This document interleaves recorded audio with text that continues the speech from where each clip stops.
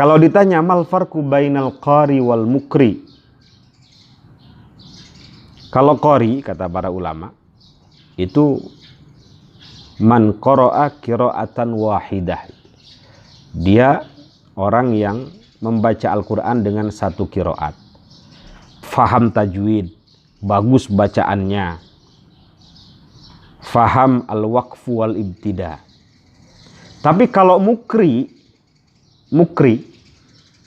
itu lebih tinggi dari qari.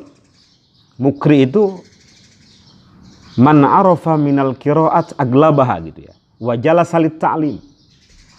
Jadi orang yang faham umumnya qiraat Al-Qur'an, qiraat Hafiz, qiraat Syu'bah, qiraat Warash, qiraat Qalun dan seterusnya, umumnya. Dan dia mengajar Al-Qur'an itu. Jadi tidak baca Quran kemudian diam, enggak. Khairukum man ta'allamal Qur'an wa 'allamah. Jadi ta'allam summa 'allam gitu. Jadi tidak belajar kemudian duduk di rumah, enggak. Mukri itu enggak begitu. Mukri itu kan dari kata aqra'a yukri'u itu ya.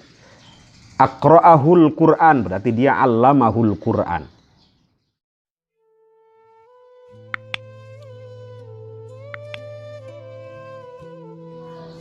Sebutan untuk orang yang hafal Quran itu hamilul Quran.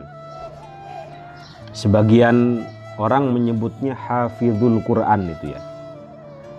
Tapi Imam An-Nawawi dalam kitab ini menggunakan redaksi hamilul Quran atau hamalatul Quran, at-tibyan fi adab hamalatil Quran. Kalau hamalah berarti hafadhatil Quran. Nah, sepertinya ya, kenapa beliau menggunakan redaksi hamilul Quran atau hamalatil Quran? Karena maknanya yang lebih luas, lebih dalam. Jadi hamilul Quran itu lafdon wa ma'nan wa amalan gitu ya. Tidak hanya teks Al-Qur'annya yang hafal, tetapi juga maknanya faham. Juga berupaya untuk mengamalkan, itu hamalatul Quran. Kalau hafadhatul Quran ya umumnya alladzina yahfazunahu an dhahri qalbin gitu ya. Jadi umumnya itu ya hafal saja gitu. Ini mengapa beliau menggunakan redaksi hamilul Quran. Hamil itu kan orang yang mengandung. Jadi kalau diartikan secara letterlek, hamilul Quran, orang yang mengandung Al-Quran. Sama seperti orang yang hamil kemana-mana membawa bayinya. Kan dijaga betul ya. Nggak boleh kena guncangan, nggak boleh minum yang sembarangan, nggak boleh makan yang sembarangan. Mungkin kalau dihubungkan dengan penghafal Quran, nggak boleh maksiat, nggak boleh makan makanan yang haram, agar kandungannya terjaga gitu. Kenapa disebut hamilul Quran? Karena membawa Al-Quran kemana-mana sebagaimana seorang ibu membawa bayinya, dijaga betul. Ada beberapa penyebutan ya untuk orang yang berkecimpung di Al-Quran. Kalau di hadis itu ada bahasa sahibul Quran. Apa hadisnya? Iqra'ul Quran fa innahu ya'ti yaumal qiyamati syafi'an li ashabi. Sahibul Quran. Namanya sahabat gimana sih? Kemana-mana menemani kan? Kemana-mana membantu. Jadi sahabat Quran itu selalu orang yang selalu akrab dengan Al-Quran. Itu disebut dengan sahibul Quran. Kemana-mana yang dibicarakan Quran, kemana-mana bacaannya Quran. Dia selalu mengakrabi Al-Quran, sahibul Quran. Ada lagi tingkatan agak tinggi sedikit, mahirul Quran namanya. Al-mahir bil Quran ma'as safaratil kiramil bararah itu ya. Orang yang mahir dalam Al-Quran, dia akan bersama malaikat yang taat, yang berbakti, yang dekat dengan Allah. Walladzi yaqra'ul Qur'an wa huwa mahir ma'as safaratil kiramil bararah walladzi yaqra'ul Qur'an wa yatata'ta fih. Maksudnya taraddud. Wa huwa alaihi syak, kalau baca itu taraddud, agak sulit gitu, syak, berat. Lahu ajron. Dia mendapatkan 2 pahala, ajrut tilawah dengan ajrul masyaqqah. Bisa jadi orang yang hafal Quran juga berat. Masuknya ke sini tuh. Walladzi yaqra'ul Qur'an wa huwa yatata'ta itu. Tetapi al-mahir bil Qur'an, dia nerelang wae kitu lamun cek urang Sunda manaon. Mudah membaca Quran tuh mudah, jaudatut tilawah. Membacanya bagus, mutkin, hafalannya kokoh kuat.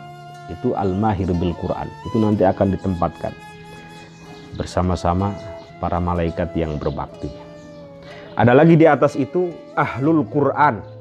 Nah, itu cita-cita kita semua itu. Nabi pernah ngomong begini, inna lillahi ahlin, itu ya. Allah itu punya keluarga.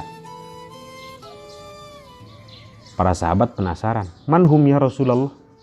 Katanya Allah nggak nikah, nggak punya anak. Kok disebut Allah punya keluarga itu bagaimana? Kemudian Rasul menjawab, hum ahlul Quran.